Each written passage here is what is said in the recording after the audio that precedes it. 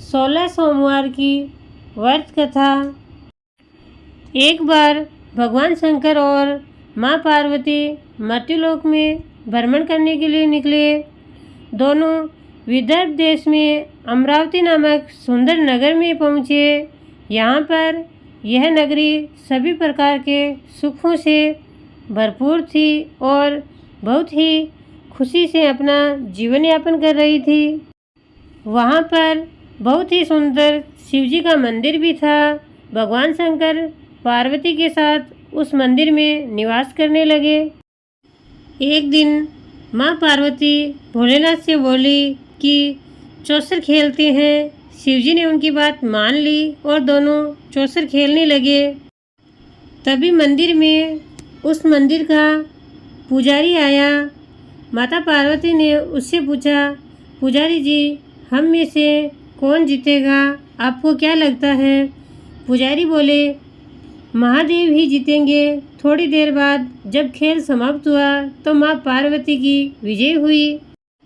माँ पार्वती को पुजारी पर बहुत क्रोध आया और उन्होंने उसे कोढ़ी होने का श्राप दे दिया।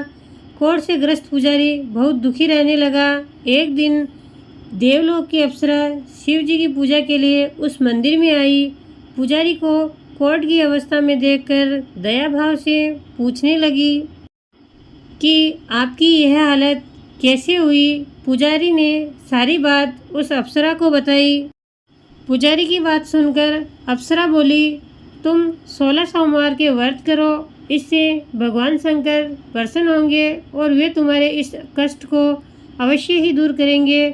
पुजारी ने इस व्रत की विधि पूछी तो अप्सरा ने बताया, सोमवार के दिन व्रत रखो, स्वच्छ वस्त्र धारण करो, संध्या और उपासना के बाद आधा किलो गेहूं का आटा लेकर इसके 3 अंग बनाओ। घी, गुड़, दीप, नैवेद्य, पूंगी फल, बेलपत्र, जनेऊ जोड़ा, चंदन, अक्षत और पुष्प आदि से प्रदोष काल में भगवान शंकर का पूजन करो। 3 अंग में से 1 अंग भगवान शंकर को अर्पण करो, बाकी 2 शिवजी के प्रसाद के रूप में उपस्थित जन को बांट दो। खुद भी प्रसाद ग्रहण करो। इस तरह 16 सोमवार का व्रत करो। 17वें सोमवार को पाव भर की पवित्र आटे की बाटी बनाओ, उसमें घी और गुड़ मिलाकर चूरमा बनाओ, शिवजी को भोग लगाओ और वहाँ पर उपस्थित लोगों में यह बांट दो। इसके बाद अपने परिवार सहित प्रसाद ग्रहण करो। इससे सभी मनोरथ पूरे हो जाते हैं। पुजारी ने यथाविधि 16 सोमवार के व्रत किए। भगवान शिव की कृपा से कोढ़ मुक्त हो गया और आनंद से जीवन व्यतीत करने लगा।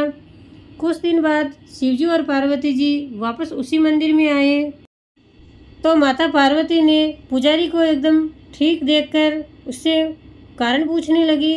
पुजारी ने 16 सोमवार के व्रत की कथा सुनाई। पार्वती जी खुद भी 16 सोमवार के व्रत करने के लिए तैयार हो गई। यह व्रत करने से उनसे रूठे हुए पुत्र कार्तिकेय माता के आज्ञाकारी हो गए। कार्तिकेय ने माता से पूछा कि आपने ऐसा क्या किया जिससे आपके लिए मेरा हृदय परिवर्तन हो गया? माता पार्वती ने 16 सोमवार व्रत की कथा कार्तिकेय को भी सुना दी। कार्तिकेय ने अपने खास मित्र जो कहीं खो गया था उसके मिलने की कामना के लिए 16 सोमवार के व्रत किए तो उन्हें वह मित्र जल्द ही मिल गया। मित्र ने इस आकस्मिक मिलन का कारण पूछा तो कार्तिकेय ने उन्हें भी 16 सोमवार के व्रत के बारे में बताया। मित्र ने व्रत की विधि पूछी और स्वयं के विवाह की मनोकामना से 16 सोमवार के व्रत किए। कार्तिकेय का मित्र एक स्वयंवर की सभा में गया तो वहाँ की राजकुमारी ने उससे आकर्षित होकर उसके गले में वरमाला डाल दी और उसे अपना पति स्वीकार कर लिया। राजा ने उन्हें बहुत सारा धन और मान सम्मान देकर भेजा। दोनों सुखपूर्वक रहने लगे।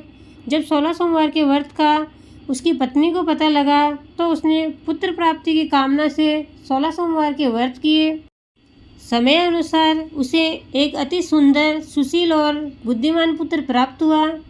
जब वह बड़ा हुआ तो उसने अपनी माँ से 16 सोमवार के व्रत की कथा सुनी तो उसने राज्य अधिकार प्राप्त करने के लिए 16 सोमवार के व्रत किए। एक राजा को अपनी कन्या के लिए योग्य पुरुष की तलाश थी। राजा ने अपनी कन्या का विवाह उस सर्वगुण संपन्न पुरुष से कर दिया। राजा के कोई भी पुत्र नहीं था, इसलिए अपने दामाद की योग्यता देखकर उसे राजा बना दिया।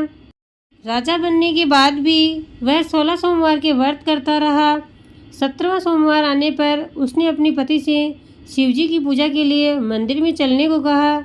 उसने दासियों से कहकर पूजा की सामग्री तो भिजवा दी, लेकिन खुद नहीं गई। राजा ने शिवजी की पूजा समाप्त की तो आकाशवाणी हुई, हे राजा, अपनी रानी को राजमहल से निकाल दे, नहीं तो सर्वनाश हो जाएगा। राजा राज दरबार में आकर सभाविदों से विचार विमर्श करने को कहा और सर्वनाश के भय से रानी को राजमहल से निकाल दिया गया। अपने दुर्भाग्य को कोसती हुई नगर से बाहर चली गई। दुख मन से चलते हुए एक गांव में पहुंची। वहां एक बुढ़िया थी जो सूत बेचती थी। बुढ़िया ने दया करके रानी को अपने साथ सूत बेचने के लिए रख लिया।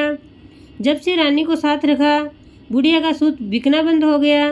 बुढ़िया ने रानी से वहाँ से जाने को कह दिया। रानी एक तेली के यहाँ काम मांगने गई। उसे समय तेली के मटके चटक गए और उसका तेल बह गया।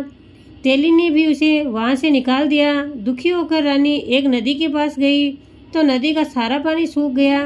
एक पेड़ के नीचे बैठी तो पेड़ के सारे पत्ते सूख कर गिर गए। आसपास के लोगों ने यह देखा तो उसे पकड़कर मंदिर के पुजारी गुसाई जी के पास ले गए। गुसाई जी देखते ही जान गए कि यह कोई विधि की मारी कुलीन स्त्री है। गुसाई जी ने रानी से कहा कि वह उनके आश्रम में उनकी पुत्री की तरह रह सकती है। रानी आश्रम में रहने लगी।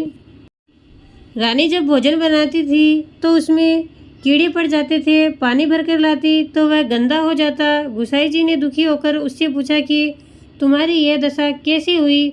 यह किस देवता का श्राप है? जब रानी ने शिवजी की पूजा में नहीं जाने वाली बात बताई तो गुसाई जी बोले, पुत्री, तुम 16 सोमवार के व्रत करो, इससे तुम्हें समस्त कष्टों से मुक्ति मिलेगी। रानी अपने जीवन से बहुत परेशान हो चुकी थी, इसलिए गुसाई जी की बात मानकर रानी ने 16 सोमवार के व्रत किए। 17वें सोमवार के दिन विधि विधान से शिवजी की पूजा की। पूजन के प्रभाव से राजा को रानी की याद सताने लगी और वह रानी को ढूंढते हुए चारों दिशाओं में दूत भेजने लगा। रानी की तलाश में घूमते हुए दूत गुसाई जी के आश्रम में पहुंच गए। राजा को खबर लगी तो राजा रानी को लेने स्वयं आश्रम पहुंच गए। गुसाई जी से बोले, यह मेरी पत्नी है। शिवजी के कोप की वजह से मैंने इसे महल से निकाल दिया था। अब शिवजी का प्रकोप शांत हो चुका है, इसलिए इसे मेरे साथ रहने की आज्ञा दीजिए। गुसाई जी ने रानी को राजा के साथ जाने के लिए आज्ञा दे दी। रानी बहुत प्रसन्न हुई। राजा और रानी के आने की खुशी में नगरवासियों ने खूब सजावट की, मंगल गान गाए। पंडितों ने मंत्रोच्चारण से राजा रानी का खूब आदर सत्कार किया। इस प्रकार बहुत ही धूमधाम से रानी का महल में पुनः प्रवेश हुआ। राजा ने ब्राह्मणों को दान दिए, याचकों को धन धान्य दिया, जगह जगह भूखे लोगों को खाना खिलाया, भंडारे खुलवाए।